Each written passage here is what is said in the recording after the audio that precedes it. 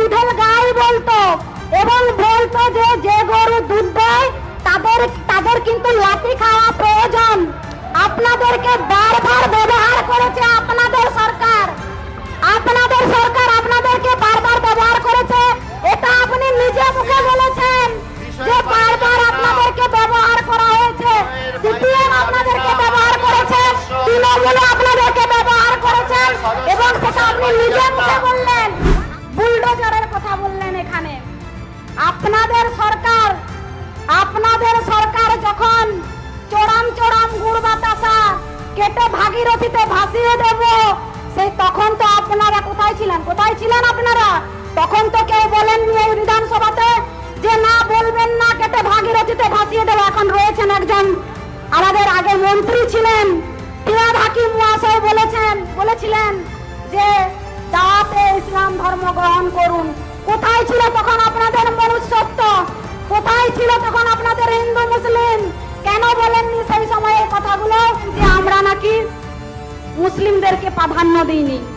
তো আজকে এই যে লিস্টটা দেখছেন, নামের লিস্টটা, এখানে কিন্তু 12 জন আপনাদের মুসলিম ভাই বোনেদেরকে বলতে দেওয়ার সুযোগ করে দেওয়া হয়েছে। শুনুন, আঙুল তুলে কথা বলবেন না, শুনুন। এটাই হচ্ছে পশ্চিমবঙ্গ বর্তমানের সরকার। কি বললেন?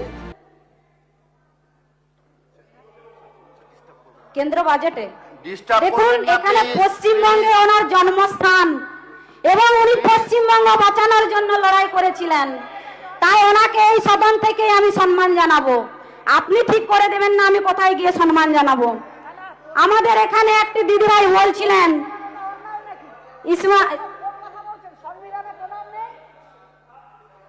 বলছিলেন যে আমরা নাকি মুসলিমদেরকে প্রাধান্য দিইনি।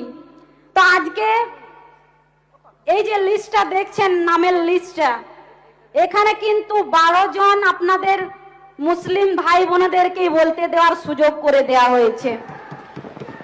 শুনুন, আঙুল তুলে কথা বলবেন না, শুনুন। এটাই হচ্ছে পশ্চিমবঙ্গ বর্তমানের সরকার। পশ্চিমবঙ্গের বর্তমানের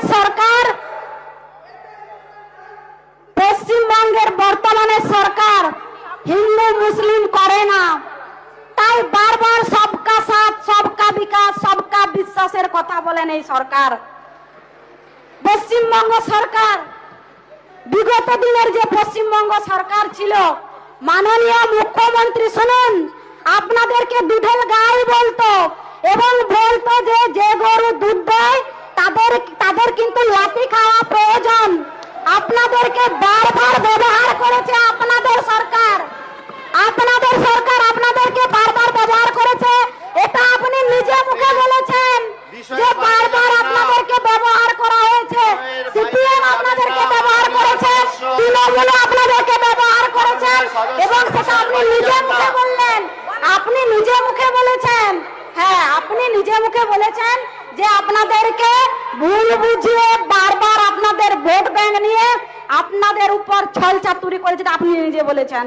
তো যাই হোক, আমাদের সরকার হিন্দু মুসলিমের সরকার নয়, আমাদের সরকার সবকা সাথ সবকা বিকাশ, সবার বিকাশের জন্য আমাদের সরকার কাজ করেন। আপনি হয়তো জানেন যে এনডিএ সরকার এপিজে আব্দুল কালাম আজাদকে কিন্তু রাষ্ট্রপতি করেছিলেন। এটা মনে রাখবেন। আপনি বলছিলেন না যে আমাদের মুখ্যমন্ত্রী হয়নি, প্রধানমন্ত্রী হয়নি, রাষ্ট্রপতি হয়েছেন, ঠিক আছে? তো যাই হোক, হিন্দু মুসলিমের কথা এখানে বলবেন না।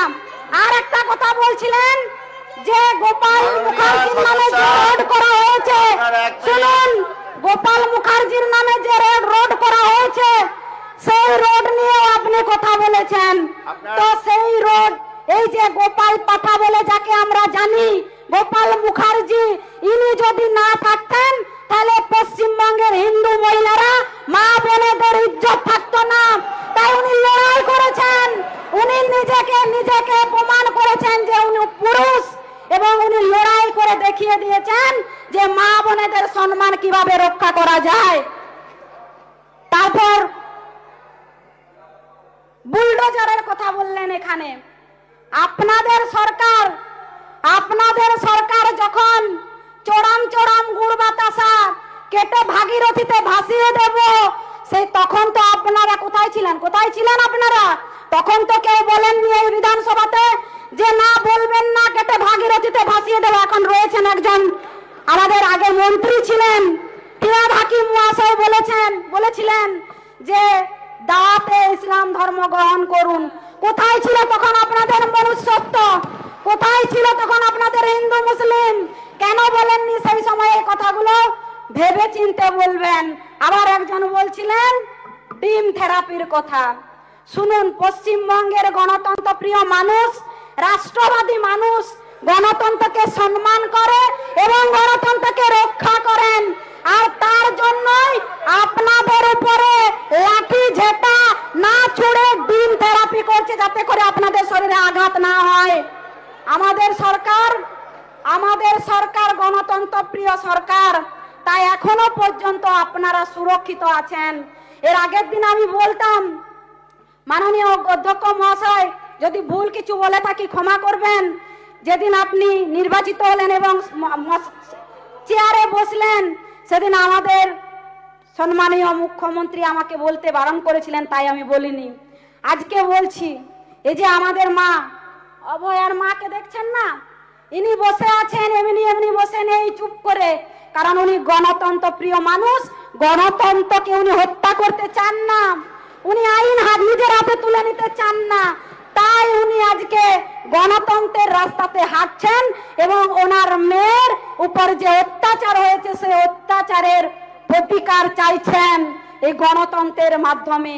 উনি যদি ইচ্ছে করতেন না আপনাদের উপর চড়াও হতে পারতেন, আপনাদের উপর প্রতিশোধ নিতে পারতেন, কিন্তু উনি নেননি। এটাই হচ্ছে নতুন সরকারের গণতন্ত্রের যে নিয়ম, সেই নিয়ম আপনারা নিশ্চয়ই বুঝতে পাচ্ছেন এবং দেখতে পাচ্ছেন। কি হয়নি এই পশ্চিমবঙ্গে? প্রত্যেকটা মানুষ কেন্দ্র সরকারের প্রত্যেকটি সরকারি প্রকল্প থেকে বঞ্চিত হয়েছে, রাজ্য সরকারের প্রকল্প এবং কেন্দ্র সরকারের প্রকল্প। আজ আবাস যোজনাতে স্বচ্ছতা নিয়ে আসার কথা কেন বলা হয়েছে? আজ আবাস যোজনা স্বচ্ছতার কথা এই জন্যই বলা হয়েছে, যাদের দুতলা দালান তারা বাড়ি পেয়েছে। যারা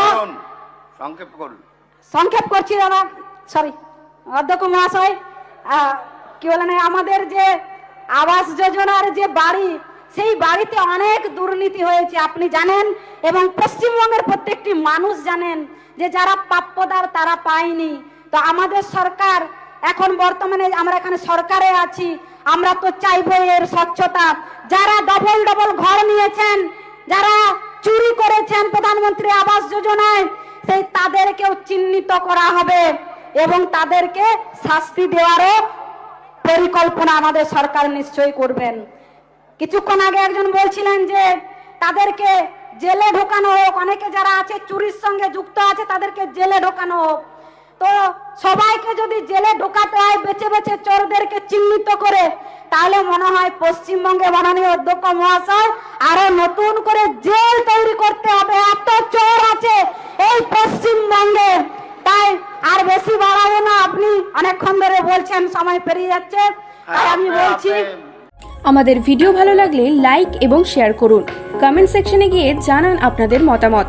আরও ভিডিও পেতে আমাদের চ্যানেল সাবস্ক্রাইব করুন এবং প্রতি মুহূর্তে খবরের আপডেট পেতে প্রেস করুন বেল আইকন।